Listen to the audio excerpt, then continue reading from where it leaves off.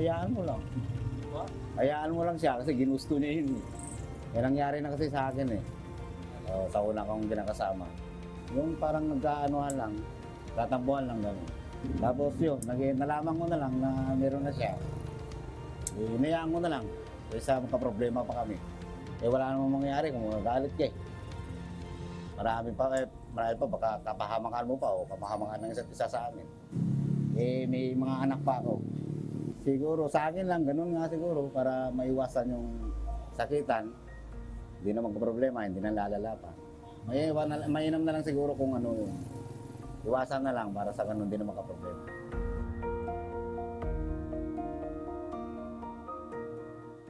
Bawa, nagkasala sa iyo yung asawa mo. Nakagawa siya ng kasalanan, yung infidelity. Gusto mong patawarin, pwedeng patawarin yun. Ako'y nagsasalita sa iyo, hindi sa loob ng iglesia ng Diyos.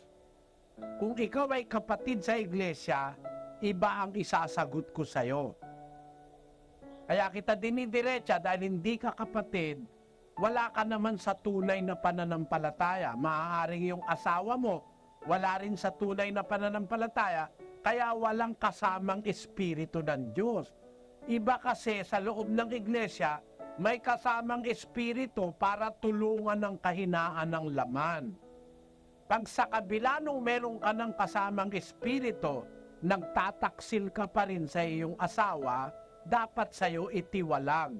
Yun ang naaral sa iglesia, ipinapatiwalag yung mga mangangalon niya o mapakiapid sa loob ng tunay na iglesia. Pero kung ang kausap ko kagaya mo, wala ka naman sa tunay na iglesia, wala kang kasamang espiritu o yung asawa mo walang kasamang espiritu para maingatan siya at matulungan ng kahinaan ng laman.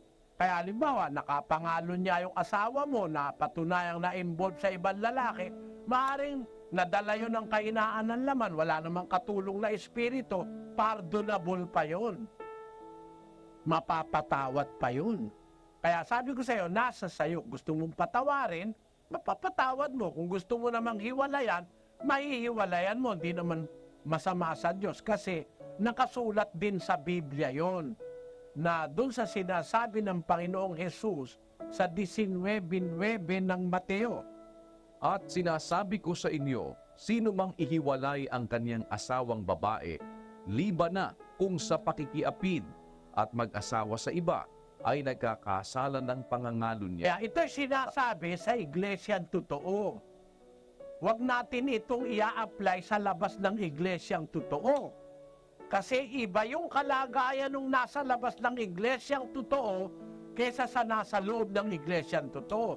Ito'y aral ni Kristo sa loob ng iglesyang totoo. Sino mang lalaking ihiwalay ang kanyang asawang babae, liban na kung sa pakikiapid at mag-asawa sa iba'y nagkakasala ng pangangalo niya. Ano ibig sabihin? Yung salitang liban na kung sa pakikiapid, ay ibig sabihin, pwede mong ihiwalay yung asawa mo at mag-asawa ka sa iba, hindi ka magkakasala kung yung asawa mo'y nakiapid. Yun ang ibig sabihin ni Kristo. Pero pag halimbawa, inihiwalay mo yung asawa mo, hindi naman siya nakikiapid, tapos nag-asawa ka sa iba, nagkakasala ka ng pangangalo niya. Yung nag-asawa sa'yo, nagangalo niya rin. Bakit? Hindi naman nakiapid yung asawa mo, iniwalayan mo eh. Nagkakasala ka ng pangangalo niya. Pero, halimbawa, yung asawa mo'y nakiapid, hiniwalayan mo, mag-asawa ka man sa iba, karapatan mo na yun kasi tinurotot ka eh. Hindi ka magkakasala ng pangangalo niya. Yun ang dapat mo rin maintindihan, kapatid. Pag halimbawa, yung asawa mo, hindi sumasampalataya sa Diyos, hiniwalayan ka, nasa loob ka ng iglesyang totoo, laya ka na nun. Kaya maraming aral yan, pasikot-sikot na yan eh. May mga kasukasuan yan, yung tungkol sa pag-aasawa. Nasa kondisyon din yan. Kung wala ka naman sa loob ng katotohanan, napapatawad yung nagawa mong kasalanan samantalang nasa labas ka. 1:13 ng unang Timoteo. Bagaman ng una ako'y naging mamumusong at manguusig at mga alipusta, gayon may kinahabagan ako sapagkat yaoy ginawa ko sa di pagkaalam, sa kawalan ng pananampalataya. Ayon, pagka wala ka pang pananampalataya, wala ka pang alam, nakagawa ka ng kahit ano pang kasalanan, napapatawad yun pag nagbalik loob ka sa Diyos. Pag nakakilala ka ng totoo, nagbalik loob ka, napatatawad yung kasalanang nagawa mo sa hindi pagkaalam sa kawalan ng pananampalataya. Pag naras sa pananampalataya ka na ngayon, iba na ang sitwasyon. Pagkatapos mong makaalam ng katotohanan, sasadyain mo pa ng sasadyain gumawa nung mga kasalanang yon, mananagot ka na sa Diyos. So ang ibig kong sabihin sa iyo, kapatid, ganito. Halimbawa, yung babaeng tinutukoy mo ay napatunayang na-involve sa ibang lalaki.